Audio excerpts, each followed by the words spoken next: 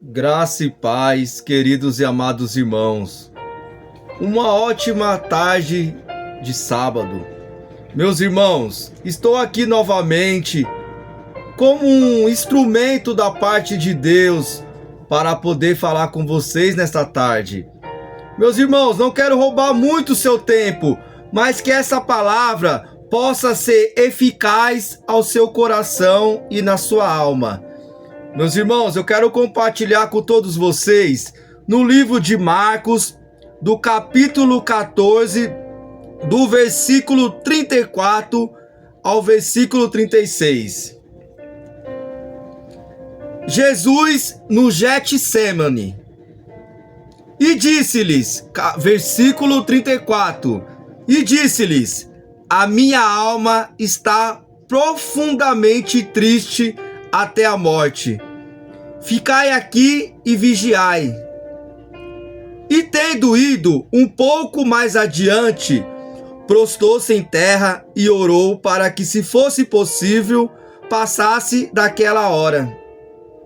E disse: Pai, todas as coisas te são possíveis. Afaste-me de mim este cálice. Não seja, porém, o que eu quero, mas o que tu queres. Então, naquela noite, lá no jardim do Getsemane, o Senhor Jesus se encontrava em sua última oração diante dos seus discípulos. O Senhor Jesus sentia naquele momento um momento de muita tristeza, muita angústia. Ele sabendo que ele ia ser entregue, ele ia ser traído diante dos seus discípulos, Judas Iscariotes. Mas ele, diante de toda aquela dor, daquela angústia, ele se encontrava diante do Pai. E ele falou: Pai, se queres, afaste de mim este cálice. Em uma oração que Jesus faz no Getsemane, momentos antes de sua crucificação, encontrada no livro de Marcos, do capítulo 14, do versículo 34 ao versículo 36. Que ele pede a Deus que, se possível, afastar dele aquele sofrimento, aquela dor extrema que estava prestes a enfrentar. Mas que, no entanto, a vontade de Deus seja feita e não a sua própria vontade. Jesus, ele foi o suficiente a sua obediência a Deus, em meio à dificuldade. O Senhor Jesus, ele pagou um alto preço na cruz do Calvário, em prol da salvação da humanidade. Ele suportou a morte na cruz para perdoar os pecados dos homens, para perdoar o meu pecado, meu irmão, para perdoar o seu pecado também, e assim garantir a reconciliação com Deus. O cálice simboliza tudo aquilo que Jesus estava prestes a passar, incluindo a dor física, a humilhação, o abandono e a morte na cruz. Ele, como ser humano naquele momento, ele se encontrava perdido, um momento que ele se encontrou sozinho, diante de todos que ele levou o amor, a paz, que ele levou a salvação, mas foi um momento que ele se encontrou sozinho diante de Deus. Esta oração, meu irmão, é fundamental para a fé cristã nesta tarde, mostrando a humildade e a obediência de Jesus.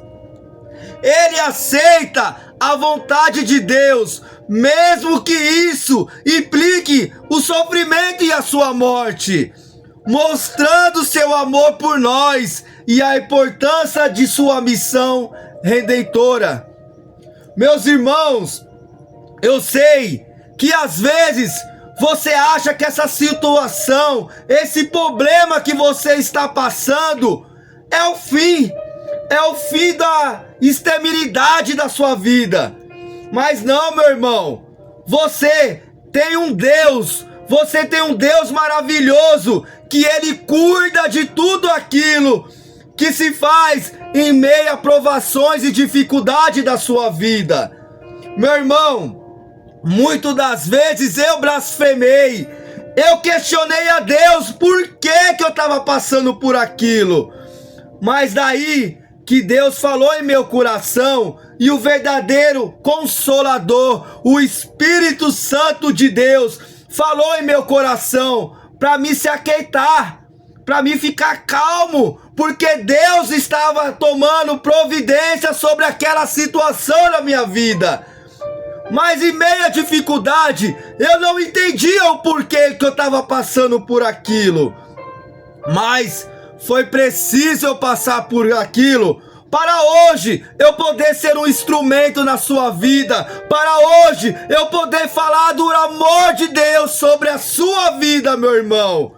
Meu irmão, não desista no meio do caminho. Acredita que Jesus, Ele pagou um alto preço na cruz do Calvário pelos nossos pecados. Ele passou também dificuldades como a gente passamos no dia de hoje. Meu irmão, em meia situação, o Senhor Jesus se encontrou sozinho. Ele, em meio a situação de provações, de angústia, Ele não desistiu da prova. Ele não desistiu de ser obediente a Deus. Mas, meu irmão, eu estou aqui nesta tarde para lhe dizer: não acha que não tem mais solução o seu problema. Eu não sei o que está se passando nesta tarde na sua vida. Meu irmão, Deus está contigo, acredite. O mesmo Deus que tomou providência sobre a minha vida, sobre a minha casa, sobre a minha família, também é o Deus que vai tomar providência na sua situação. Talvez você vai ter que passar por essa prova, por este momento de angústia, por esse momento de situação horrorosa, mas para você ver o agir de Deus sobre a sua vida. Então, meu irmão, creia que Deus está tomando providência na sua situação. Ele não deu o seu filho à toa por nós. Ele não deu o seu único filho unigênito pela nossa vida à toa. Foi preciso Jesus passar por tudo aquilo para Ele mostrar o seu amor que Ele tinha a Deus, para Ele mostrar a sua verdadeira redenção diante de Deus. Então, meu irmão, eu vou fazer um apelo nesta tarde sobre a sua vida. Faça o mesmo como Jesus fez. Dá o seu melhor. Dá o seu melhor para Deus. E creia, meu irmão, que Ele tudo fará. Deus vai fazer coisas novas sobre a sua vida. Deus vai transformar o seu ambiente num ambiente de lar, de doçura, um lar de paz, um lar de admiração diante de Deus. Meu irmão, você está passando por essa prova para amanhã você ser um verdadeiro adorador de Deus. Então, meu irmão, não desista. Somente creia que Deus tem o melhor sobre a sua vida. Essa situação não é para fazer você cair, mas sim para Deus te levantar diante do reino dele. Então creia, da mesma forma que Jesus teve que passar a dificuldade, a prova, o momento de angústia, ele suou sangue naquele momento, de tão medo. Talvez ele sentiu medo, ele sentiu uma coisa forte dentro dele, que atormentava a própria alma dele. Mas naquela noite ele não estava sozinho. Ele tinha um pai que cuidou dele, desde o nascimento dele até o dia da morte. Então, meu irmão, que a gente possamos ser como Jesus, que os nossos problemas e a nossa dificuldade seja para a gente se achegar cada dia mais diante do reino de Deus. Fique na paz, meu irmão. Acredite, esse Deus existe. No momento que eu pensei que estava tudo perdido, não estava. Deus fez coisas lindas sobre a minha vida e acredito que Ele também fará sobre a sua vida e da sua família.